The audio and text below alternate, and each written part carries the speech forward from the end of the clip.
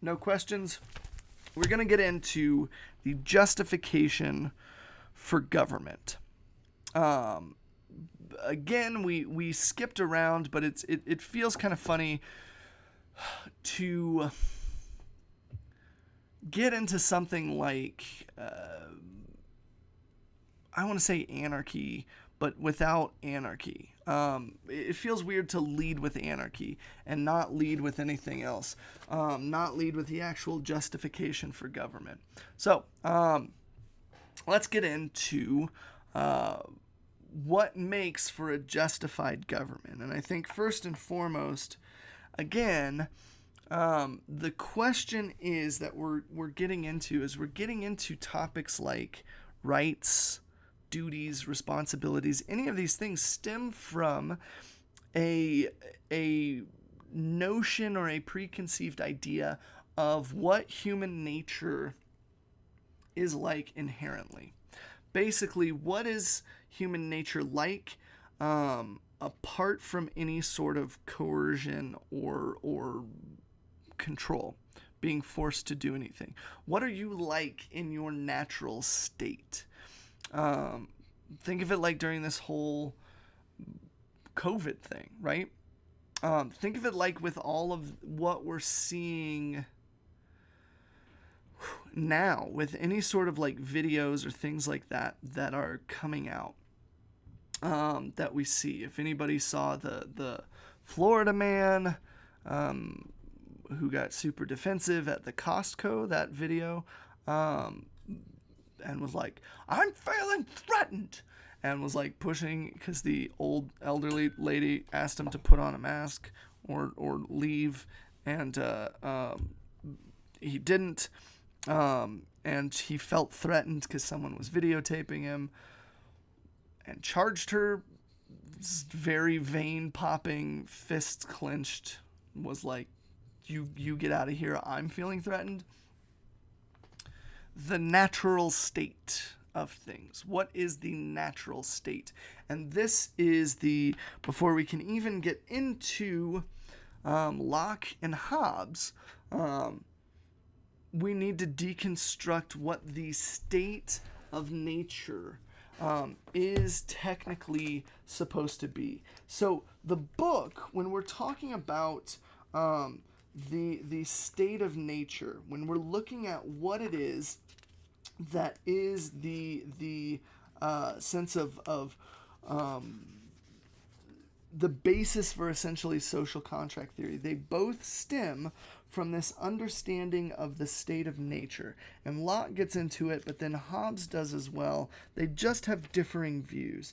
And the state of nature is something that is, just like we said, you've got the like formal sort of bougie intellectual thing that it says, but I will tell you that essentially is one of complete freedom, at least for Locke. For Hobbes, it's anarchy in the sense that we've come to know it as. It's the antithesis of law and order. The state of nature is wild and unbridled and a scary place because anybody can do anything. Whereas for Locke, it's freedom. And this is where we've got this humorous thing, because what we've got to unpack isn't just the state of nature, and isn't just Locke and Hobbes.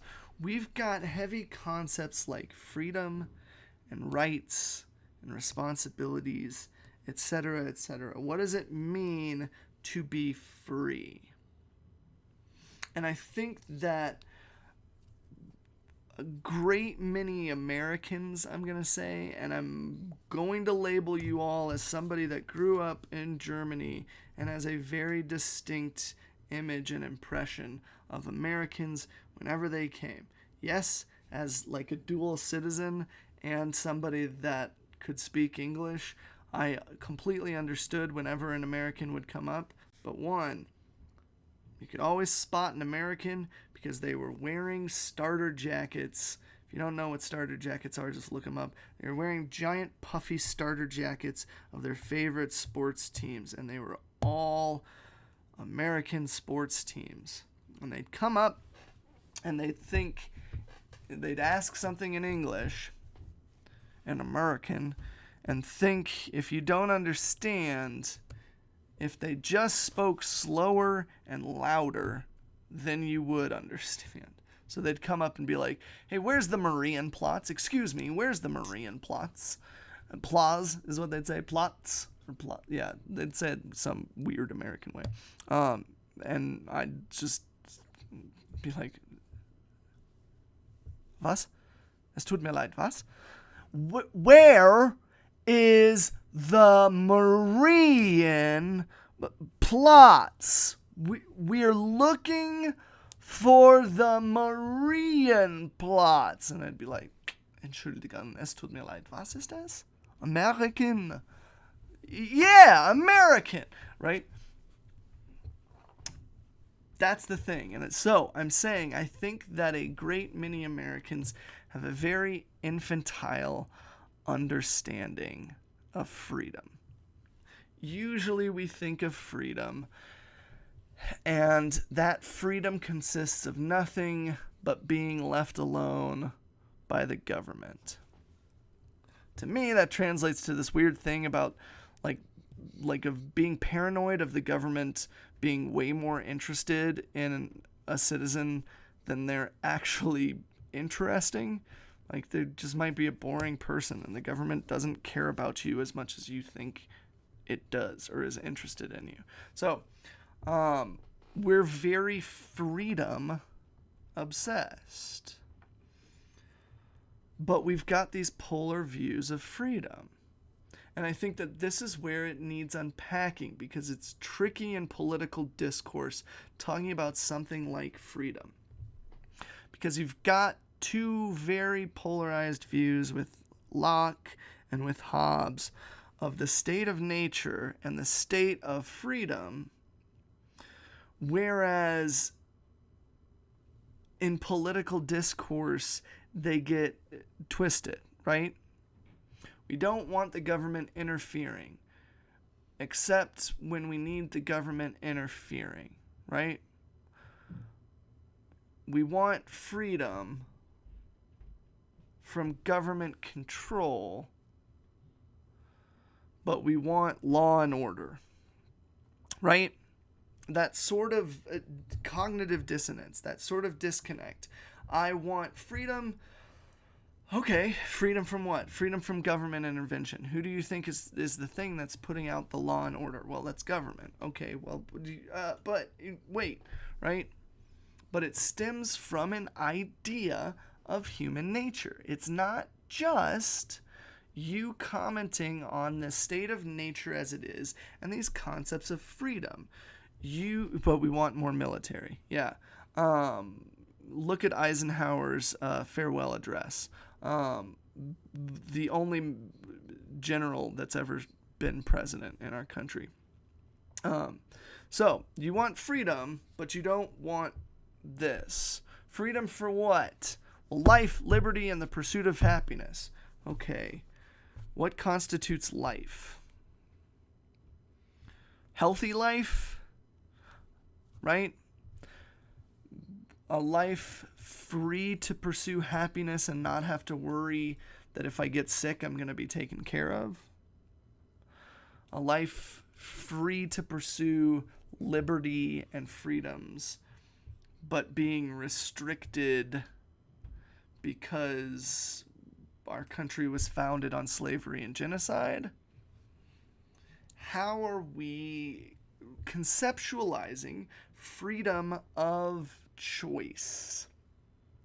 So we're looking at these concepts of how freedom can impact all these other things, but if we keep picking away at the stickers, what we're looking at really is our notion of human nature. So when we're talking the state of nature, we're actually not just talking about this quasi-ephemeral thing that exists that tells us this is how things were in these states, but we're talking about our specific understanding of what human nature is inherently like. So when I say freedom, what I am meaning is freedom for humanity to be as humanity truly is. Freedom from the bridle, I should say, from being bridled and girdled, I don't know, that structure, freedom to be exactly as we are. That is the state of nature. And when we get there, and when we've peeled back that thought of stickers, of freedom and stuff like that, I tasted every single part of what was my lunch right there with that burp. And zero tea. This is a English breakfast, and I am sorry. It's a good thing that you guys aren't in 4 dimensions, because that smell, you would have known exactly what constituted my lunch today. Anyway, speaking of state of nature, being free.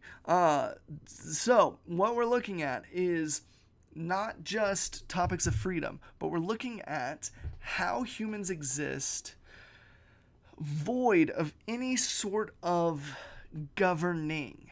And I think there's a key difference, particularly when we are going to get into anarchy next week as well.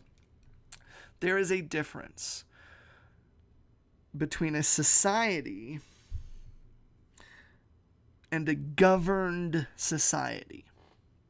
You can have a governed society without a government to do so. You can have a government that is this abstract concept. And that's in fact exactly what it is.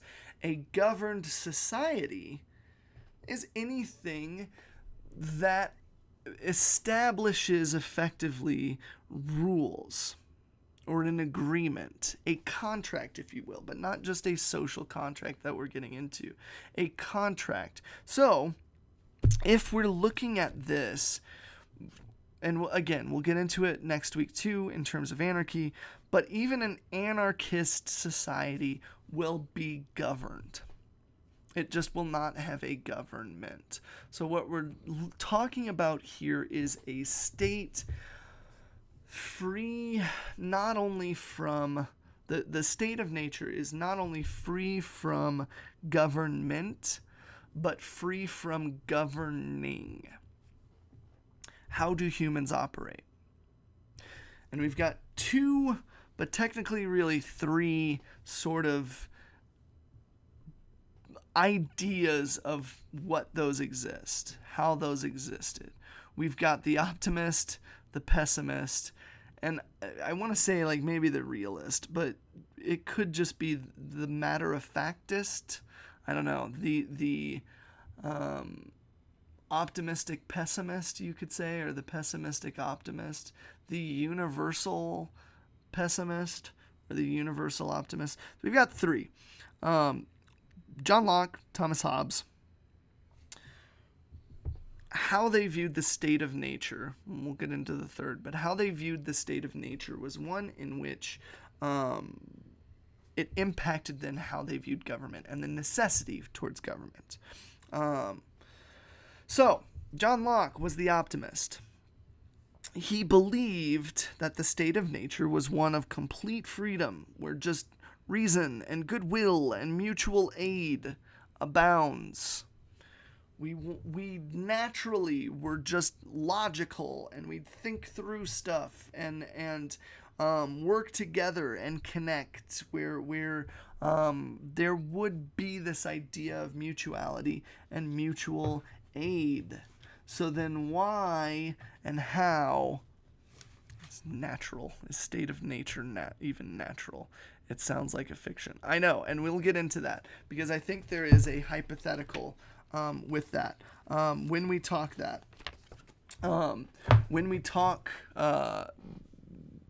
towards the end, I think that question might be answered, Gabe. Because as we start talking, I think both Locke and Bagels, Locke and Hobbes,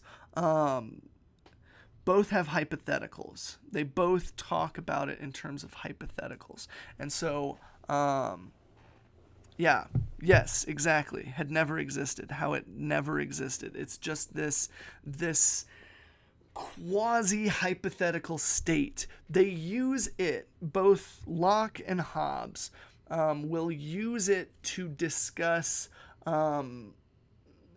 another hypothetical, which is the form of a social contract.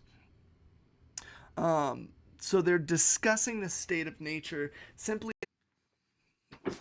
Wow, that's quite a start to that afternoon special. For access to the full video, or to get the full course, or just support me making new content that has everything or nothing to do with what you just watched, head on over to my Patreon, link in the bio. Join the community. I'd love to see you there and have you become a part of something bigger than me, but something where I can play my part just the same. See you there.